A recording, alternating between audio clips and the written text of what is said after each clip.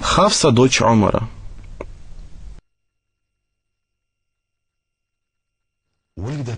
Хафса, дочь Умара ибн аль-Хаттаба, родилась в тот самый день, когда родилась Фатима аз-Захра. В этот же день курайшиты воздвигали стены Каабы. Это было 5 лет до пророчества. Вышла замуж Хафса за Хунайса ибн Хузафу ибн Кайса, который является известным сподвижником, совершившим 2 хиджры. Он принял участие в битве при Бедре и Ухуде. Глубокие раны привели к тому, что он умер мучеником, оставив вдову, которой было около 20 лет.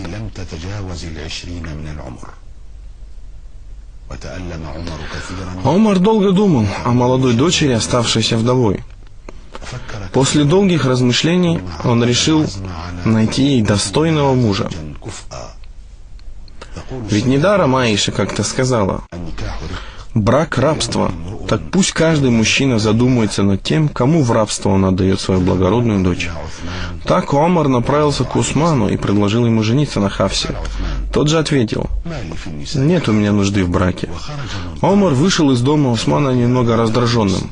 По пути он встретил Абу Бакра ас-Сиддика и рассказал ему о том, что Хафса осталась вдовой и что Усман не принял его предложение жениться на ней. Однако он не услышал от Абу Бакра того, чего хотелось бы ему услышать, что еще больше возбудило в нем гнев. Тогда он направился к пророку, мир ему, и сказал ему: не удивишься ли ты, о посланник Аллаха, тому, что я предложил Усману жениться на Хафсе, он отказался? На что пророк, мир ему, ответил: Аллах дал в жены Усману ту, что лучше твоей дочери, и дал ей мужа лучшего, чем Усман. Таким образом, Усман женился на Кульсум, дочери пророка, да благословит его Аллах и приветствует, а посланник Аллаха, мир ему, женился на Хафсе, дочери Умара, в 3-м году от хиджры. Брачным даром Хафсы были 400 дирхамов. Мать правоверных Хафса любила писать и обладала ораторскими способностями. Она передала от посланника Аллаха, да благословит его Аллах и приветствует, 60 хадисов. С ее слов передано много сообщений известными сподвижниками и табионами. Как известно, во времена собрания коранических аятов в один переплет она была хранительницей образца Мусхафа.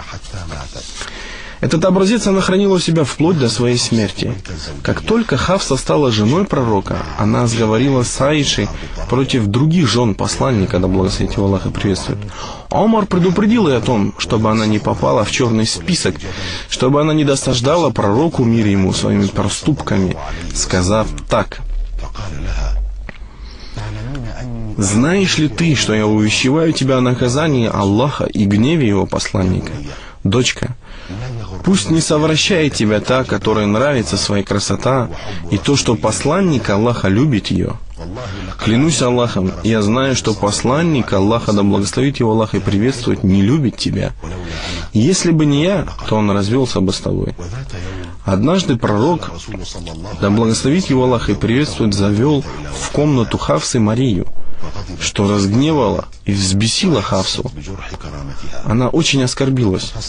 Пророк же, да благословит его Аллах и приветствует, отнесся к ней уважительно, попытался ее успокоить, так как она была дочкой Умара, и сказал ей, что Мария уже запретна для него, попросив никому не рассказывать об этом. Однако Хафса не выдержала и выдала этот секрет Аише, сделав проблему для себя с пустого места.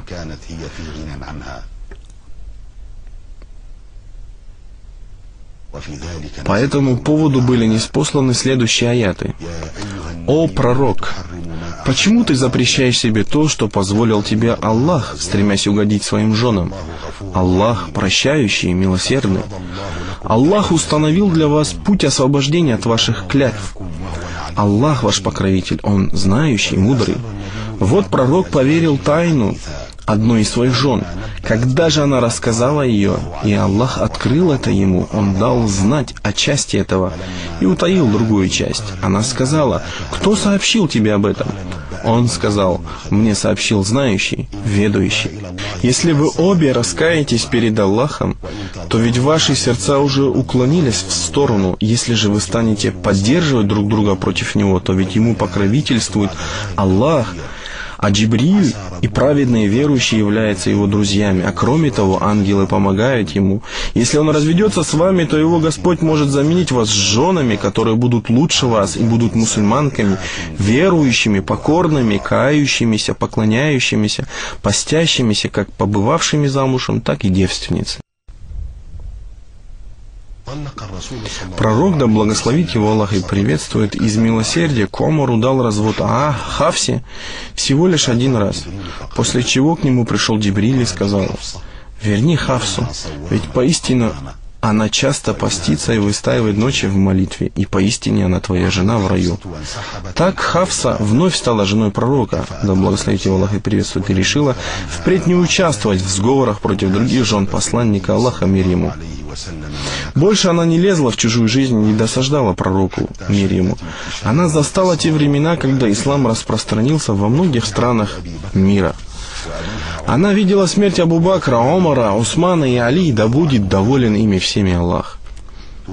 Умерла Хафса в Медине в 45 году от хиджры печати посланников.